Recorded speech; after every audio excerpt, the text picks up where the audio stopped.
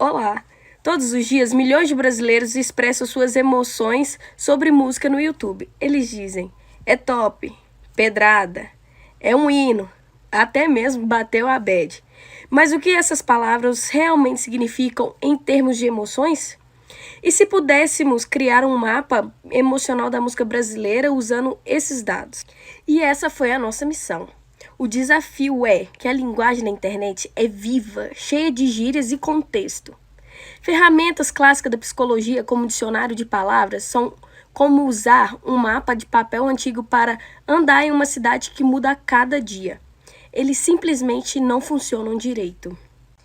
Neste estudo, decidimos testar o mapa emocional clássico, o modelo circunflexo de afeto no ambiente selvagem do YouTube. E para isso, comparamos duas ferramentas de investigação, um método tradicional baseado em um léxico anotado e uma abordagem de ponta com inteligência artificial. No começo de tudo, nós utilizamos um mapa, né? Nós entendemos que precisava, assim, ter uma referência de onde que nós íamos começar, como que nós íamos dar os primeiros passos. Então, nós pegamos o modelo circunflexo, criado por James Russell em 1980. E esse modelo, ele foi e ainda continua sendo a nossa base de tudo, e ainda continua sendo o nosso mapa, né, para nós nos localizarmos. Então, nesse mapa que James criou, desde o princípio ele teve a intenção de pegar as emoções e organizá-las em duas dimensões distintas. Então, nós pegávamos uma emoção e nós dividimos em uma dimensão em outra. É para justamente ele organizar essa questão, ele entender como que funcionava. Nessas duas dimensões, nós chamamos de valência e ativação. Quando nós falamos de valência, nós entendemos que é do desprazer ao prazer. Exemplo disso, a gente pode pegar a palavra euforia. Quando nós ficamos eufóricos, a gente compreende que existe um nível de prazer muito alto, né? Não existe um nível de desprazer, existe um nível de prazer muito alto. Então, nós entendemos que a palavra euforia tem uma valência muito alta, porque a valência alta justamente é o prazer. E quando nós pegamos a outra dimensão, que é a ativação, nós entendemos que vai da calma até a excitação. Quando nós falamos, continuando de euforia, ela vai ter uma alta valência, mas quando nós pegamos a ativação, ela também vai ser alta, porque não vai ser uma emoção calma, vai ser uma emoção de excitação.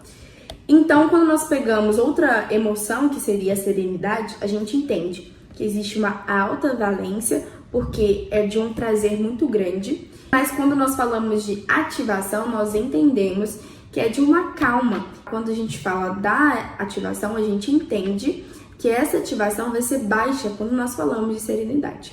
Então, basicamente o que James fez foi classificar essas emoções, né, através dessas dimensões. Então, nós baseamos nesse modelo para ser o nosso mapa.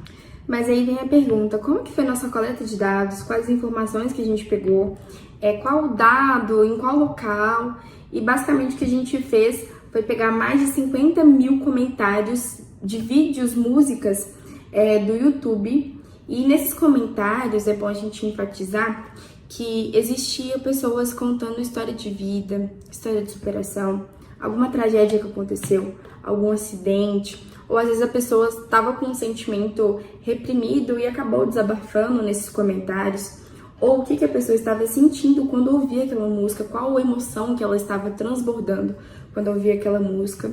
A gente pegou esses 50 mil comentários de acordo com um modelo. Esse modelo, que é o modelo ritmo, ele foi adaptado para o Brasil.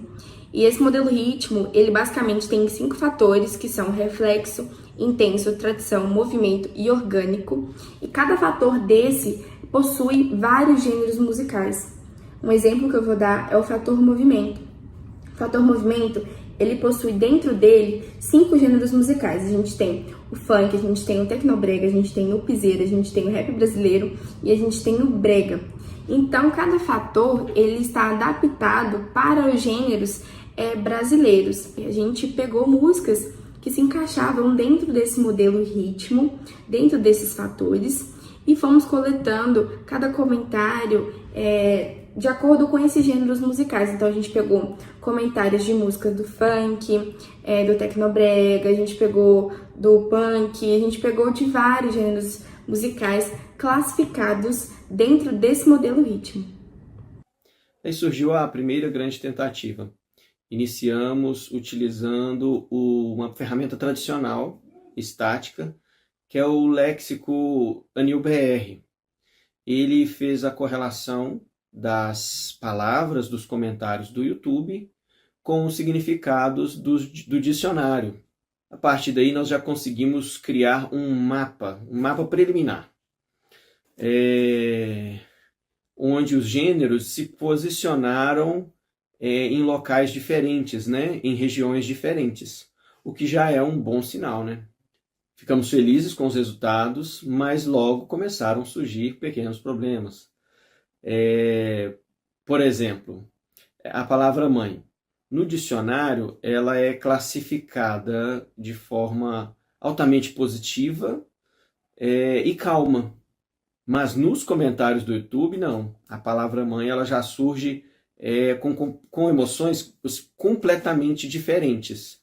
Em frases do tipo, mãe, que show, que incrível, saudade, né? Saudades da minha mãe. Enfim, já outras palavras também, como top e outras gírias, a gente acabou que no dicionário elas não são classificadas, não há ali significado. Então, naturalmente, o ANIL-BR não conseguiu ler e entender essa diferenciação. E ficou claro que a gente precisava de ferramentas que entendesse melhor o contexto onde as palavras foram utilizadas, né, para o melhor entendimento. Podemos ver aí o gráfico gerado pelo ANIL-BR, com seus centros de gravidade e os fatores. Veja aí, à esquerda nós temos o gráfico do ANIL-BR com o exemplo da palavra mãe. Está vendo ela? Está circulada num quadrante da serenidade. À direita nós podemos perceber 2 balões. Veja esses exemplos dos comentários nesses balões. E aí ficou a interrogação, a grande interrogação. E para sanar ou minimizar essa interrogação, utilizamos ou buscamos uma nova ferramenta. E a ferramenta que entra em cena é nada mais, nada menos do que a IA. Utilizamos ferramentas de inteligência artificial. A IA, ela não leu as palavras soltas, ela leu o comentário inteiro, utilizando toda a estrutura e, consequentemente, conseguindo dar significância de acordo com o contexto onde ela está inserida. E quando eu falo contexto, eu estou falando da emoção naquele contexto. E aí ela conseguiu entender o significado afetivo de cada palavra, com base em como ela é usada pela pessoa. Aí a gente teve um mapa visual de alta resolução. Os resultados do mapa foram muito mais precisos, com muito mais nuances, considerando a ativação e a valência. Os centros afetivos do gênero ficaram mais bem definidos. Agora as palavras como gírias como a gente já tinha falado, foda, top, elas encontraram um lugar mais corretamente posicionado. Exatamente numa posição onde o termo está com alta energia. Mas ao olhar esse mapa de alta definição, nós encontramos uma coisa estranha. Nós notamos algo fora do esperado. Um quadrante inteiro vazio. O quadrante com baixa valência e baixa ativação, ele estava como um buraco. Nenhuma palavra estava presente ali. É isso aí. O quadrante da melancolia, da tristeza, da calma, do tédio, estavam praticamente vazios. Aí a gente pensou, será que é a quantidade de amostra? Porque pouca amostra talvez afetaria o nosso resultado. Então colhemos mais milhares de comentários, né, que falavam mais sobre tristeza, né, sono, dormir, etc., para que a gente tivesse como aferir melhor. Entretanto, o resultado foi muito semelhante. Aquele buraco no quadrante de baixa valência e ativação permaneceu. Parece até que o YouTube não fala sobre tédio, né? Vejam isso. O gráfico de dispersão da IA, ele está muito mais limpo do que o Anil BR. Olha aí a palavra top. Agora aqui nós já temos uma outra configuração. E aí fica a grande pergunta: por que no YouTube ninguém fala de tédio? A nossa hipótese ela vai ser dupla nesse caso, porque a gente tem duas visões. A primeira seria o viés da plataforma. A gente entende que o YouTube ele é uma economia tanto de atenção como de emoção. Quanto mais atenção, quanto mais emoção, a gente tem uma alta energia que vai gerar muito engajamento. Tanto engajamento quanto comentário. Então, quando nós falamos de tédio no YouTube, a gente não gera nada, a gente não gera like, a gente não gera comentário, a gente não gera essa visualização toda que gira em torno dessas emoções que eles transmitem ou dessa atenção que já está sendo programada para que prenda esse público. Então, a nossa primeira perspectiva foi pensar nesse viés da plataforma. A nossa segunda visão é um pouco provocativa e um pouco apelativa, talvez, porque talvez o problema não esteja na plataforma em si, mas esteja no nosso mapa, esteja no nosso modelo de base. Então, quando nós temos com questionamento das duas dimensões, é possível pensar, será que existe uma terceira? Será que há possibilidade da gente encontrar uma terceira dimensão? Ou será que a gente vai ter que criar alguma outra dimensão? Dimensão essa que pode ser talvez a dominância, que é se sentir no controle, né? Para a gente tentar entender por que certas emoções são mais expressas do que as outras.